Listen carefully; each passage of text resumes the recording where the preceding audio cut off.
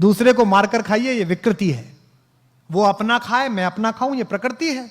लेकिन वो खा सके इसकी चिंता करके मैं खाऊं, ये संस्कृति है। और इसी बात का बड़ा आदमी कौन है? उसके घर कोई आता ही नहीं है। सुबह बाई घंटी बजाती है, शाम को दूध वाला, बीच में कोई आता ही नहीं है। मेरे पिताजी मेरे घर आते हैं तो वो लोगों से कहते हैं, बड़े खुश होते हैं, कहते हैं यार ये आदमी ठीक है, इसके यहाँ 10 आदमी चाय पीते हैं, 20 आदमी खाना खाते हैं, 5 आदमी सोते रहते हैं, ये ठीक है। मैं जोशी जी से असहमत हूं जो कह रहे हैं कि पहले शिक्षा लाइए। शिक्षा तो लाई है, लेकिन हिंदुस्तान की दुनिया की जितनी समस्याएं हैं वो किसने पैदा करी? आइए, शिक्षित लिखते हैं, अशिक्षित लिखते हैं और समस्या लिखते हैं। आइए, पहली समस्या बेरोजगारी, किसने पैदा करी भाई? शिक्षित लोगों ने, क्या अशिक्षित लोगों ने? शिक्षित लोगों ने।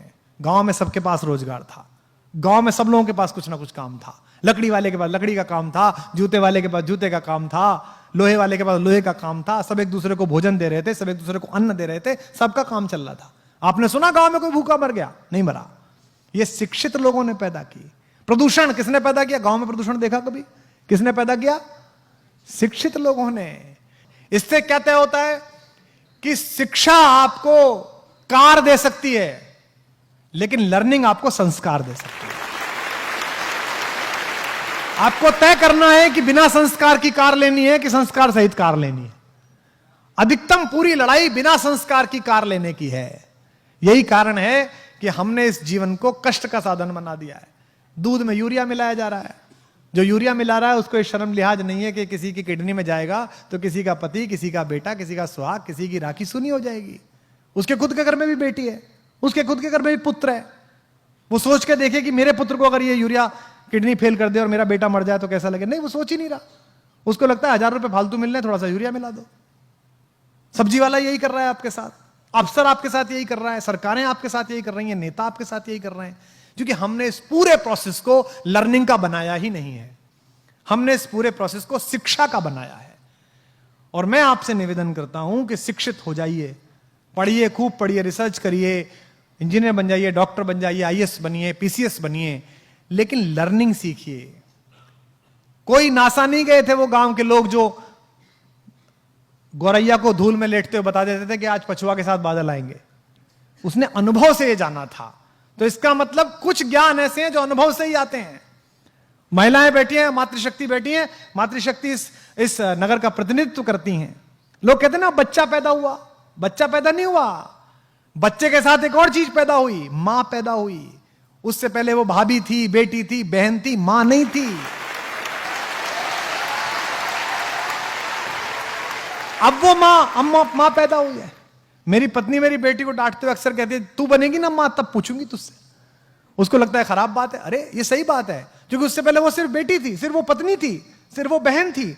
जिस बार पहली बार उस शिशु ने आकर किलकारी भरी, उस दिन मां को पता चला कि मैं मां हूं, मेरा बोध क्या है, मुझे जगना इसके अनुसार है, मुझे सोना इसके अनुसार है, मुझे इसका सब काम करना है।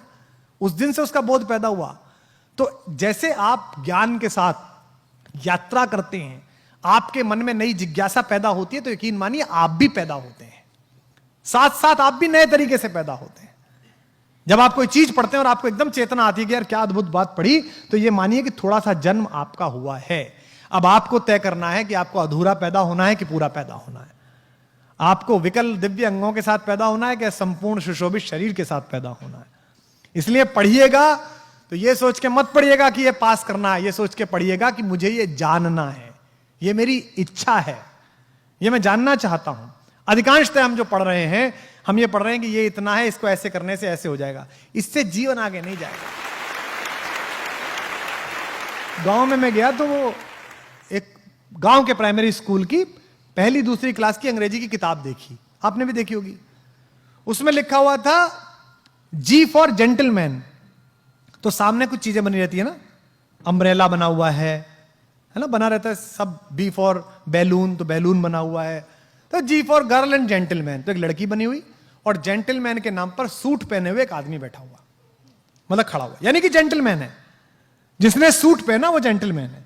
तो गांव के उस बच्चे को यह लगता होगा कि ये जो धोती कुर्ते में मेरा बाप है,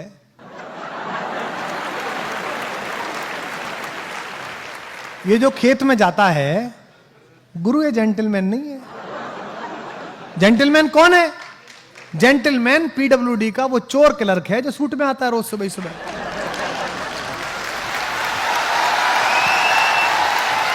यही तो हुआ। तो जेंटलमैन की परिभाषा क्या बनाई आपने? वस्त्र से बना दिया आपने। बच्चे के दिमाग में आरोपित कर दिया भाव कि जेंटलमैन होना मतलब कपड़े ऐसे पहनना। हमारी भी ब्रांड के टीम लोग कहते हैं कि ये क्या पहन लेते हो आप? आज ही कह रहा था ये क्या पहन लिया। मैंने कहा मेरी कमीज सुनेंगे कि मुझे सुनेंगे? भाई विवेकानंद से क्या कहा था शिकागो परिषद में? जब तीसरे दिन उनको समय मिला तो उसने कहा कि एक तो आपके कपड़े ठीक नहीं है, ये एक वक्ता के योग्य विद्वान के कपड़े नहीं है। तो विवेकानंद ने कहा कि देवी जी मुझे क्षमा करें, मैं उस देश से आया हूं जहां मनुष्य चरित्र से बड़ा बनता है, कपड़ों से बड़ा नहीं बनता है। आपकी साधना कितनी है इससे बड़ा बनता है। क्योंकि हमारे तो सबसे बड़े साधक के पास कपड़े ही नहीं है। हमारा जो सबसे बड़ा तपस्वी है, जिसने इस लोक मंगल के लिए पूरी पृथ्वी का जहर अपने कंठ में धारण किया है, वो तो बिना वस्त्र के बैठ जाता है। एक मृगछाला लपेटी और बैठ गए अपना हिमालय पे, कैलाश पे, डमरू हाथ में ले लिया। उनसे तो किसी ने नहीं कहा कि आपने कपड़े क्यों नहीं पहने साहब, आप ऐसे क्यों दिख रहे। और वो लोक मंगल का, समन्वय का सबसे बड़ा प्रतीक है हमारी पृथ्वी पर, हम सब आस्तिक लोगों के लिए। तो आपके चारों तरफ जो कुछ साधारण है उसी में असाधारण है। इसलिए जितने लोग यहां पर हैं, अगर परंपराओं से आपको कहानियां प्राप्त हुई हैं, पुराने लोग बैठे हैं, याद करिए कि बचपन में क्या कहानी थी। बचपन में कहानी थी कि आचार्य धौम्य ने अपने शिष्य आरुणि से कहा कि भाई मेरे खेत में पानी लगेगा, तुम वहां चले जाओ बेटा। तो वो चला गया, वहां मैंड गिर गई पानी को रोकने वाली, तो उसने अपना शरीर अड़ा लिया।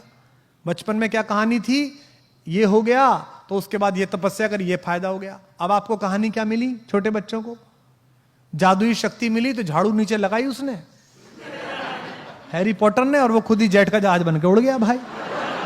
तो पूरा काम किस पर है कि जादुई शक्ति मिल जाए, कुछ जादू हो जाए, क्योंकि बाजार आपको ऐसा बना रहा है। इस परिसर में बैठे हुए बच्चों, अपनी आर्थिक स्थिति पर बिल्कुल परेशान मत होना। अर्थ तय नहीं करता कि आपके जीवन का अर्थ क्या होगा, अर्थ से तय नहीं होगा, यह बाजार तय करा रहा है। विज्ञापन आ रहा है, पत्नी से करें प्यार तो डायमंड से कैसे इनकार। अच्छा,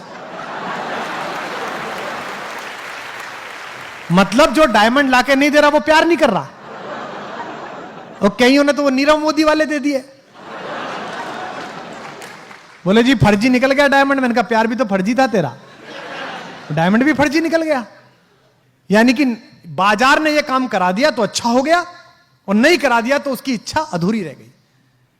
ये किसने किया है? ये उन्होंने किया है जिनको अपना कूड़ा हिंदुस्तान की 135 करोड़ जनता के सिर पे लादना है। ये उनका किया हुआ काम है, इसका कोई मतलब हमारे आंतरिक सुख से नहीं है। मैं गांव गया जी अभी 1-1.5 साल पहले, वो एक चैनल ने मेरे ऊपर डॉक्यूमेंट्री की, वो प्रोग्राम बनाते थे व्यक्ति विशेष। तो मुझसे बोले जी आपका गांव जरा आप वहां चलेंगे, थोड़ा गली में घूमेंगे, तो हम पीछे कैमरा लेके चले जाएंगे। मैंने कहा भाई चलो, तो मैं चला गया। तो वहां खेत की तरफ गए तो 2-4 बालक भैंस की पीठ पे बैठ के घूम रहे। तो वो लड़की जो चैनल वाली, वो कह रही थी ओ माय गॉड सर, क्या पुअर, देखिए कितने पुअर हैं और कैसा, मतलब देखिए कैसा लग रहा है इन्हें। मैंने कहा तेरी मर्सिडीज से ज्यादा खुश है वो। हाँ, पूछ के देख उसके अंदर कितना कितना अंदर से आनंद बह रहा है। उसने भैंसे की जो मचक है ना, उसके हिसाब से अपना शरीर ढाल लिया कि यूं मुड़ेगा और यूं मुड़ेगा।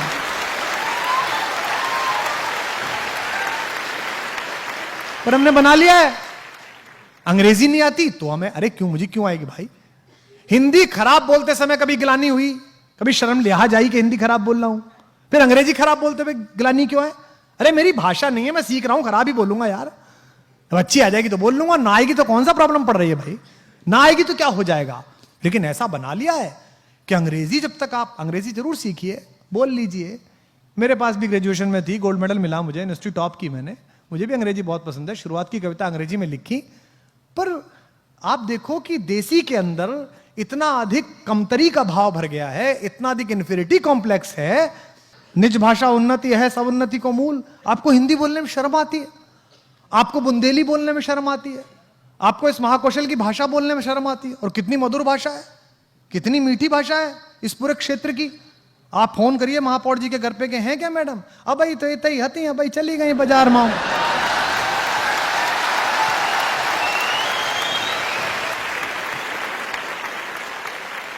ये बेसिकली कमतरी है कि साहेब बोलता था तो नौकर भी बोलेगा।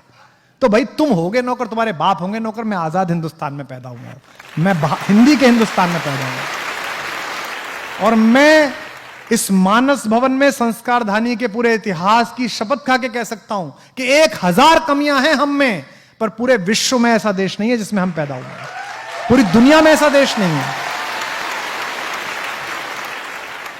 रात बाई का शेर है, ना किसी राहबर न रहगुजर से निकलेगा, हमारे पांव का कांटा हम ही से निकलेगा।